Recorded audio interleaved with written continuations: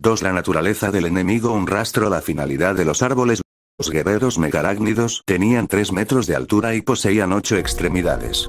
Se movían con deslumbrante velocidad sobre las 4 extremidades posteriores, y utilizaban las otras 4 como armas. Los cuerpos, un tercio más pesados y enormes que los de un humano, estaban segmentados como los de un insecto. Un abdomen pequeño y compacto que colgaba entre las 4 extremidades bien separadas y delgadas que usaban para andar. Un tórax enorme y acorazado del que nacían las 8 extremidades. Y una cabeza achaparrada y ancha, en forma de cuña, equipada con zonas bucales cortas y repiqueteantes que emitían un característico sonido tintineante, una cresta de escamas cerradas, y ningún ojo discernible. Las 4 extremidades superiores eran idénticas al trofeo que Lucius había obtenido en el primer asalto. Cuchillas revestidas de metal de más de 1 metro de largo desde la articulación. Todas las zonas del megarácnido parecían estar recubiertas por una armadura veteada y de aspecto fibroso de color gris, con excepción de las crestas de la cabeza, que parecían protuberancias naturales de asperoso color marfil. A medida que proseguían los combates, Tarbitz creyó identificar una categoría en aquellas crestas. Cuanto más grandes eran las protuberancias quitinosas, más edad y tamaño tenía el guerrero. Tarbitz se cobró su primera pieza con el Volter. El megarácnido salió disparado de los tallos situados frente a ellos, que habían empezado a vibrar de improviso, y decapitó a Kekort con un veloz movimiento de la cuchilla izquierda superior. Incluso parado, era una masa borrosa hiperactiva, como si su metabolismo, su vida misma, se moviera a un ritmo mucho más veloz que el de los guerreros de Chemos, a pesar de su semilla genética mejorada. Tarbitz abrió fuego, abollando la línea central del blindaje del tórax del megarácnido con 3 disparos, antes de que el cuarto hiciera añicos la cabeza de la criatura en medio de una lluvia de pasta blanca y fragmentos de cresta marfileña. Las patas del monstruo se tambalearon y arañaron el suelo, los brazos cuchilla se agitaron en el aire, y a continuación cayó, pero antes de que lo hiciera, se oyó otro estrépito. El estrépito fue el sonido del cuerpo decapitado de Kekort cayendo sobre el polvo rojo, con el chorro de sangre arterial brotando del cuello seccionado. Tal fue la velocidad a la que tuvo lugar el enfrentamiento. Desde el primer golpe a la eliminación total, fue el tiempo que tardó el pobre Kekort en caer al suelo. Un segundo megarácnido apareció detrás del primero. Las titilantes extremidades le habían arrancado a Tarbitz el Volter de las manos y abierto un profundo surco en el revestimiento del peto, justo a lo largo del águila imperial colocada allí. Aquello era un crimen terrible. De entre todas las legiones, únicamente a los miembros de la Legión de los Hijos del Emperador se les permitía, por la gracia del emperador mismo, lucir el águila en las placas del pecho. Mientras retrocedía, oyendo el fuego de los Volters y los gritos procedentes de los estremecidos matorrales que lo rodeaban, Tarbitz se había sentido genuinamente insultado y había descolgado el espadón de 2 filos, lo activó y atacó blandiéndolo con las 2 manos. La larga y pesada hoja rebotó en la cresta del alienígena arrancándole partículas de hueso amarillento, y Tarbitz se vio obligado a retroceder de un brinco para quedar fuera del alcance de las 4 cortantes extremidades cuchilla. Su segundo golpe fue mejor. La espada no acertó en la cresta de hueso, y en su lugar se clavó profundamente en el cuello del megarácnido, en la articulación donde la cabeza conectaba con la parte superior del tórax. Partió totalmente el tórax hasta el centro, provocando la salida de un surtidor de reluciente icor blanco. El megarácnido se estremeció, removiéndose inquieto a la vez que se daba cuenta lentamente de su propia muerte mientras Tarbitz arrancaba con energía la espada para recuperarla. La criatura tardó un instante en morir. Alargó 2 de las temblorosas extremidades cuchilla y posó las puntas de estas sobre el rostro de Tarbitz, a cada lado del visor. El roce fue casi delicado. Cuando cayó, las puntas emitieron un agudo chirrido al resbalar sobre los costados del visor, dejando arañazos sobre el esmalte púrpura. Alguien aullaba. Un Volter disparaba en automático y restos de tallos de hierba reventados volaban hacia el cielo. Un tercer enemigo titiló ante Tarbitz, pero al capitán ya le ardía la sangre. Se revolvió contra él, girando totalmente el cuerpo, y lo seccionó limpiamente por la zona central del tórax, entre los brazos superiores y las piernas inferiores. Un líquido blanquecino salpicó el aire, y la parte superior del alienígena cayó al suelo. El abdomen y la mitad del tórax que quedaba, bombeando líquido lechoso, siguieron correteando sobre las 4 patas por un momento antes de chocar contra un tallo de hierba y desplomarse. Y allí finalizó el combate. Los tallos dejaron de estremecerse y las malditas larvas empezaron a silbar y zumbar otra vez. Después de 90 horas en tierra, y tras haberse enfrentado a los megarácnidos en 28 ocasiones en los espesos matorrales de los bosques de hierba, ya habían perdido a 7 miembros de su exiguo grupo. El proceso de avance se convirtió en algo mecánico, casi como si estuvieran en trance. No había un historial que sirviera de guía, ni información estratégica. No habían establecido contacto con los ángeles sangrientos, ni con su señor, ni con ninguna división de otras secciones de su compañía. Avanzaban y cada pocos kilómetros tenían lugar enfrentamientos. Aquello era casi la guerra perfecta, decidió Tarbich. Simple y fascinante, poniendo a prueba su destreza para el combate y su pericia física hasta la destrucción. Era como un régimen de adiestramiento convertido en letal. Solo días después se dio cuenta de hasta qué punto se había concentrado en lo que hacía durante la operación. Sus instintos se habían vuelto tan afilados como las extremidades cuchilla del adversario y estaba en guardia en todo momento, sin tener la menor oportunidad de aflojar o reducir la concentración, pues las emboscadas de los megarácnidos eran repentinas y feroces, y surgían de la nada. El grupo avanzaba, luego luchaba, avanzaba, volvía a luchar, sin espacio para el descanso o la reflexión. Tarbich no había conocido jamás, y jamás volvería a conocer, tan pura perfección marcial, carente por completo de complicaciones por motivos políticos o de creencias. Sus compañeros y él eran armas del emperador, y los megarácnidos la quinta esencia absoluta del cosmos hostil que se interponía en el camino del hombre. Casi todos los cada vez más reducidos astartes habían cambiado a las espadas, ya que hacían falta demasiados disparos del Volter para abatir a un megarácnido. Una hoja afilada era más certera, siempre y cuando uno fuera lo bastante rápido como para asestar el primer golpe, y lo bastante fuerte para asegurar que el golpe era letal. Tarbich descubrió con cierta sorpresa que su camarada capitán, Lucius, pensaba de un modo distinto. Mientras avanzaban penosamente, Lucius se jactó de competir con el enemigo. Es como celebrar un duelo con 4 espadachines a la vez, se vanaglorió. Lucius era un buen espadachín y, por lo que Tarbich sabía, jamás lo habían vencido en el manejo de la espada. Mientras que Tarbich, y hombres como él, alternaban los distintos tipos de adiestramiento en el manejo de las armas, para alcanzar la perfección en todas las formas y maneras, Lucius había convertido el manejo de la espada en un arte. Lo que resultaba frustrante, era que su habilidad era tal con las armas de fuego que nunca parecía necesitar afinarla en los campos de tiro. Lucius se enorgullecía ante todo de poder declarar que personalmente había agotado 4 jaulas de prácticas. De vez en cuando, otros maestros de la esgrima de la Legión, guerreros como Ekelon y Bratenor, entrenaban con Lucius para mejorar su técnica. Se decía que el mismo Eidolon le elegía a menudo como compañero de prácticas. Lucius llevaba una espada larga de anticuario, una reliquia de las guerras de unificación, forjada en las herrerías de los Urales por artesanos del clan de Terawat. Era una obra de arte con un temple y contrapeso perfectos y, por lo general, combatía con ella al viejo estilo, con un escudo de combate sujeto al brazo izquierdo. La empuñadura de filigrana de metal era excepcionalmente grande, lo que le permitía pasar de empuñarla con una sola mano a hacerlo con las dos, girar la hoja con una mano como un bastón y deslizar la presión del puño arriba y abajo, hacia atrás para un mandoble en bucle, al frente para asestar una estocada potente y directa. Llevaba el escudo sujeto a la espalda, y sostenía la extremidad cuchilla del megarácnido en la mano izquierda a modo de espada secundaria, si bien había envuelto la base de la extremidad seccionada con tiras de papel de acero procedentes del revestimiento de su escudo para impedir que el filo le dañara más la mano. Con la cabeza baja, avanzaba por las interminables avenidas de tallos, ávido de cualquier oportunidad de matar. Durante el ataque número 12, Tarbich pudo ver a Lucius en acción por primera vez. Su compañero se enfrentó cara a cara con un megarácnido, y lanzó un aluvión de aturdidores golpes tintineantes usando sus 2 espadas contra las 4 de la criatura. Tarbich detectó 3 oportunidades de asestar un golpe mortal de necesidad que Lucius más que no ver dio la impresión de preferir no aprovechar.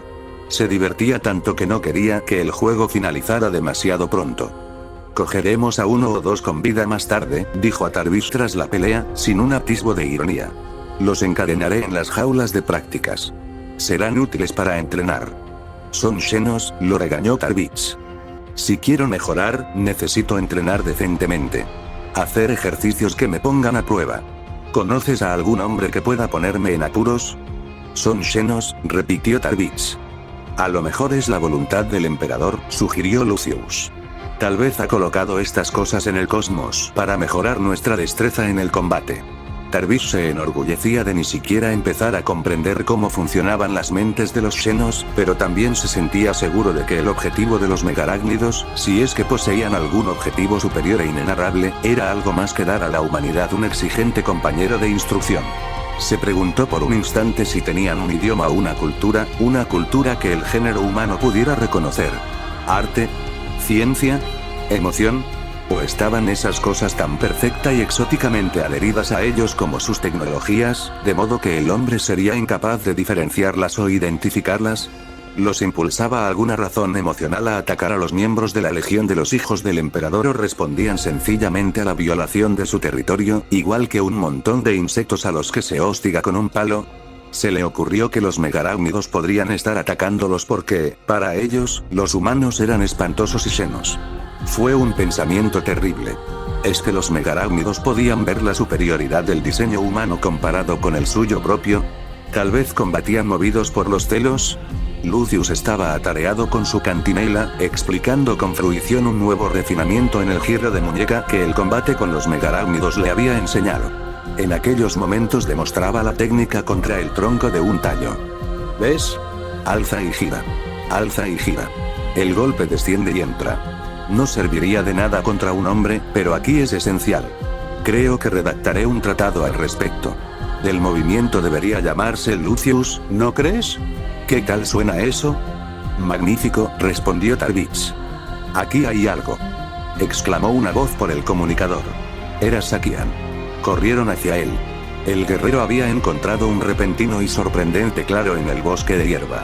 Los tallos habían desaparecido, dejando al descubierto un amplio campo de tierra roja y desnuda de muchos kilómetros cuadrados. ¿Qué es esto?, preguntó Bully. Tarvis se preguntó si no habrían despejado aquel espacio deliberadamente, pero no había ninguna señal de que hubieran crecido tallos allí alguna vez. El alto y balanceante bosque rodeaba la zona por todos lados. Uno a uno, los astartes salieron a campo abierto. Resultaba inquietante. Mientras se movían por el bosque de hierba, no habían tenido la menor sensación de ir a ninguna parte, porque todo tenía el mismo aspecto. Aquel espacio era de repente un punto de referencia. Resultaba una diferencia desconcertante. Mirad aquí, los llamó Sakian. Se había internado 20 metros en la árida llanura y estaba arrodillado para examinar algo. Tarvis comprendió que los había llamado debido a algo más específico que el cambio en el entorno. ¿Qué es?, preguntó, avanzando cansinamente para reunirse con Sakian. Creo que lo sé, capitán, respondió Sakian, pero no me gusta decirlo. Lo vi aquí en el suelo. Sakian sostuvo el objeto en alto para que Tarvis pudiera inspeccionarlo. Era un pedazo de cristal coloreado, vagamente triangular y vagamente cóncavo, de bordes redondeados y de apenas unos 9 centímetros en su lado más largo. Los bordes eran gruesos y los había torneado una máquina. Tarvis supo lo que era al instante, porque lo contemplaba a través de dos objetos similares. Era el lente de un visor de un casco Astartes.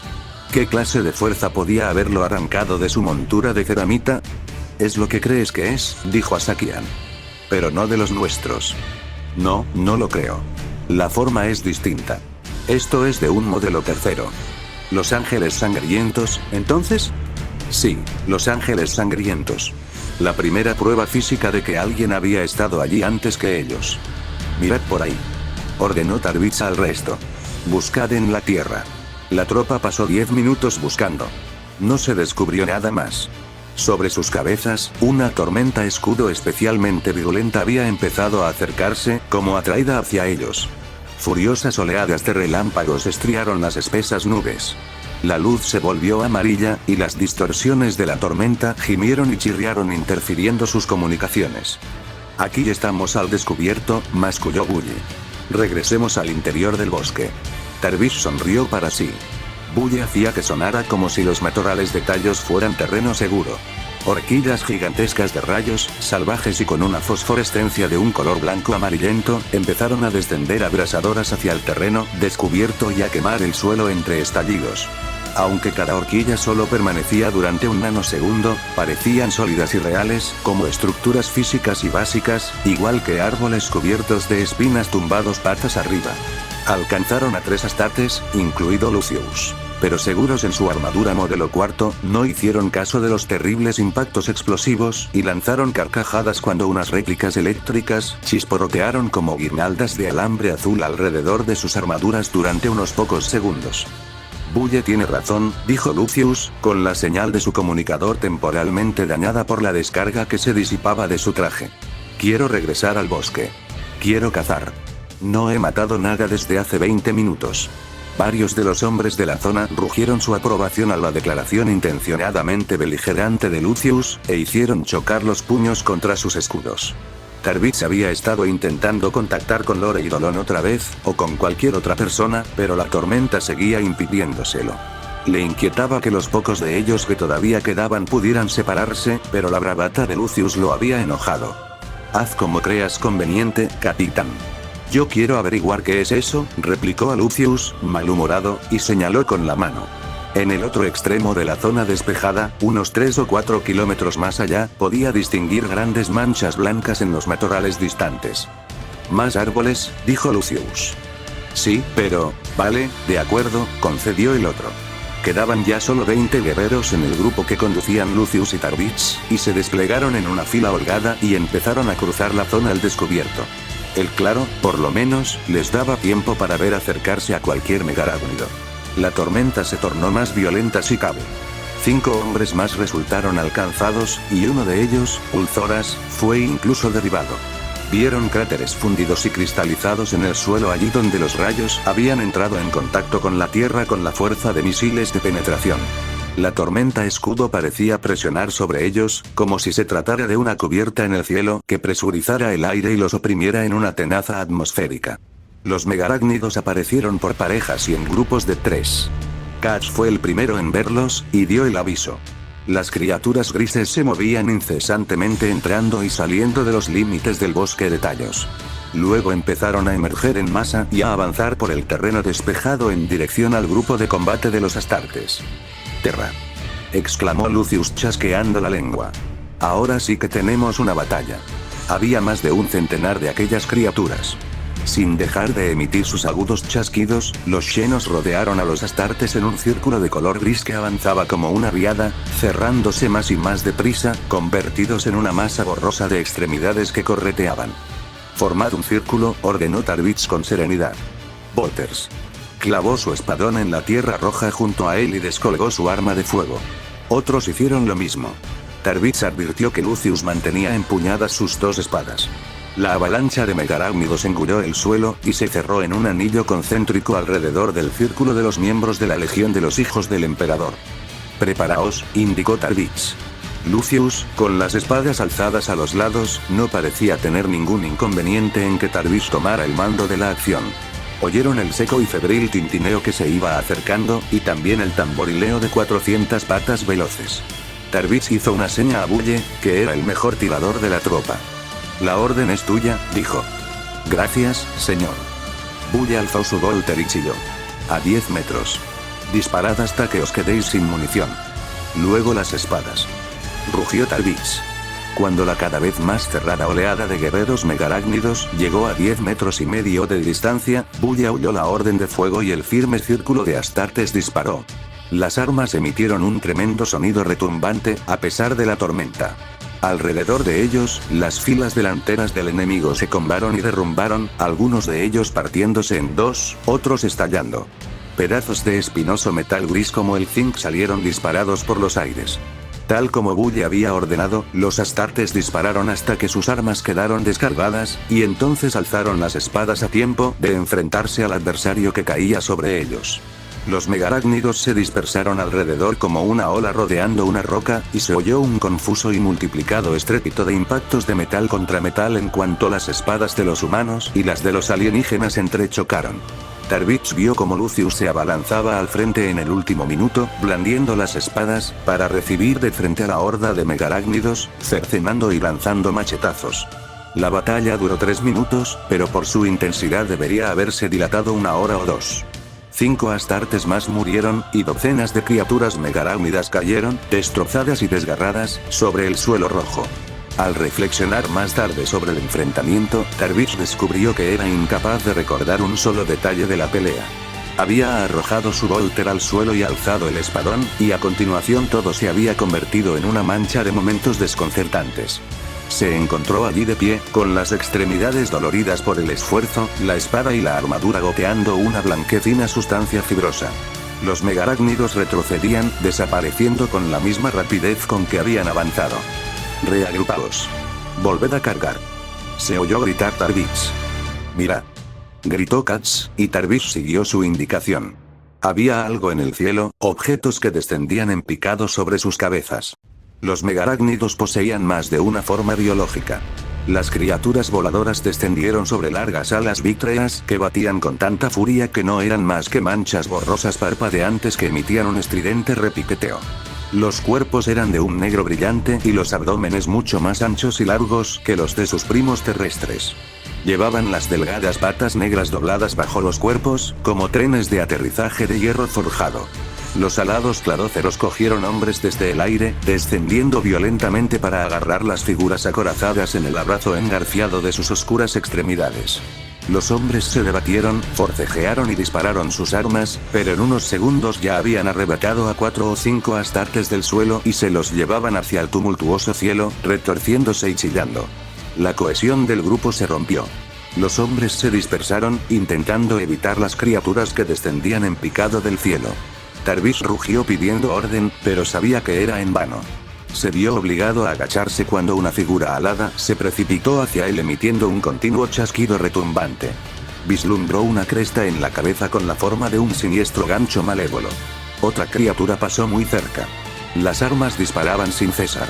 Tarvis lanzó un mandoble con la espada, golpeando alto en un intento de hacer retroceder al ser. El repiqueteo de sus alas era angustiosamente sonoro y hacía estremecer su diafragma. Acuchilló y lanzó estocadas con la espada, y la criatura se balanceó hacia atrás, ligera y sin esfuerzo. Luego, con un movimiento súbito, se dio la vuelta, atrapó a otro hombre y se lo llevó hacia las alturas. Otra de las criaturas aladas había cogido a Lucius. Lo había agarrado por la espalda y lo levantaba del suelo. El guerrero, retorciéndose como un maníaco, intentaba lanzar sus espadas hacia arriba sin éxito. Tarvis saltó al frente y agarró a Lucius justo cuando se alzaba del suelo. Lanzó cuchilladas por encima de su compañero con el espadón, pero una pata negra terminada en una zarpa lo golpeó y el arma se desprendió de su mano. Siguió sujetándose con firmeza a Lucius. «Suéltate. Suéltate», gritó Lucius. Tarvis se dio cuenta de que la criatura sujetaba a su compañero por el escudo que llevaba atado a la espalda, así que, columpiándose, consiguió sacar el cuchillo de combate y atacó las correas. Estas se partieron, y Lucius y Tarvis quedaron libres de las garras de la criatura, cayendo en picado sobre el polvo rojo desde una altura de 10 metros. Los insectos volantes se marcharon, llevándose a 9 de los astartes con ellos. Las criaturas se dirigían hacia las manchas blancas de los matorrales situados a lo lejos, y Tarvis no tuvo que dar ni una orden. Los guerreros que quedaban se pusieron en marcha, avanzando con toda la rapidez de que eran capaces, para perseguir los puntos oscuros que se perdían en la distancia. Los alcanzaron en el extremo opuesto del claro. Las manchas blancas eran realmente más árboles, 3 de ellos, y Lucius descubrió entonces que sí tenían una finalidad después de todo. Los cuerpos de los astartes que se habían llevado estaban empalados en las espinas de esos árboles, clavados en las púas de piedra, con los cuerpos cubiertos por las armaduras ensartados de modo que no pudieran moverse y permitir así que los megarácnidos alados se alimentaran de ellos.